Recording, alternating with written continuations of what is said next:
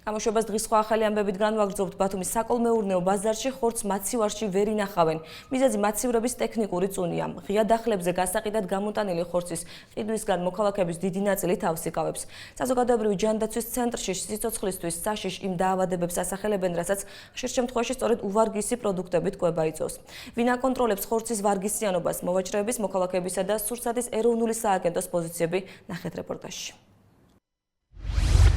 ბათუმის კოლმეურნეობის ბაზარში ხორცი დღემდე ღია დახლებზე იყიდება. ეს სექცია გასული წლის დეკემბერში ჯილეხით დაავადებული ხორცის აღმოჩენის გამო დროებით დაიხურა და ბაზრის ადმინისტრაცია 1000 ლარით დაჯარიმდა. კორუფციასთან ბრძოლის საინფორმაციო ცენტრის ხელმძღვანელმა მსგავსი ფაქტები არაერთხელ გამოავლინა, თუმცა დღეს ამბობს, რომ შედეგი მაინც არ არის. ჩვენ არაერთხელ მიმართეთ სულსანის სამსახურს, რომელიც არის დღესდღეობით კიდევ უფუნქციოდ დარჩენილი.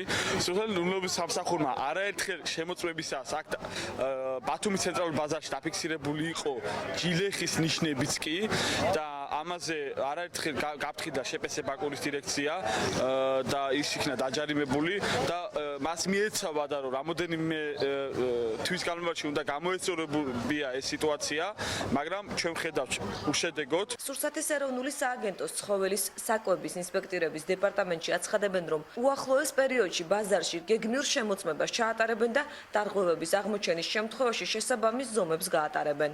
აღნიშნული ბაზარი სულ უახლოეს მომავალში უკვე გეგმურად შემოწმება, გეგმური ინსპექტირება განხორციელდება და თუ იგივე დარღვევები ისევ აღმოჩნდა, საწარმოო პროცესი ისევ შეჩერდება. ჯარიმა კრიტიკულ შეუსაბამობაზე არის 1000 ლარი.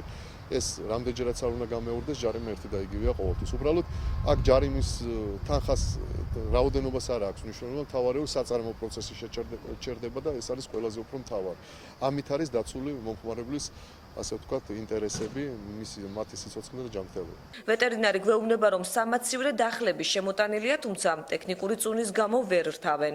აი მაცივრების საჭიროებს გადაკეთებას, რომელიც ჩამოიტანეს არასწორი იმით და ამიტომ მათი ჩართვა ოფიციალურად ქსელში და გადაკეთება მიმდინარეობს, რომელიც 2 დღეში უკვე შევა ეს რეალიზაციაში. მოვაჭრეები კი ირწმუნებიან, რომ საერთაშორისო სტანდარტების დაცვით მუშაობენ.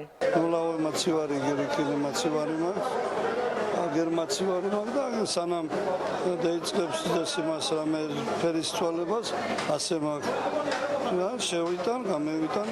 ჯილეხით დაავადებული საქონელი სახიფათოა ადამიანის ჯანმრთელობისთვის. დღეს ბათუმში 30 გრადუსამდე სიცხეა. საკოლმეურნეო ბაზარში ყველა პროდუქტი მაცივრის გარეშე ინახება, მათ შორის მალფუჭებადი ხორცი.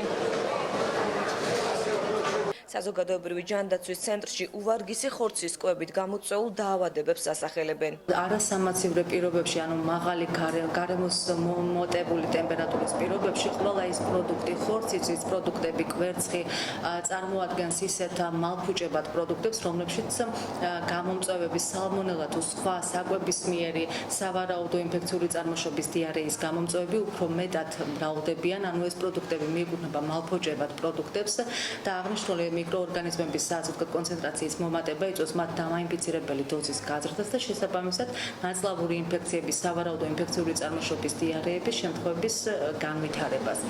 მოქალაქეების ნაწილი ამბობს, რომ ბაზარში ხორცს არ ყიდულობს, რადგან სანიტარულ-ჰიგიენური ნორმები სრულად დაცული არ არის. საერთოდ არ ყიდულობ ბაზარში მოგევლე.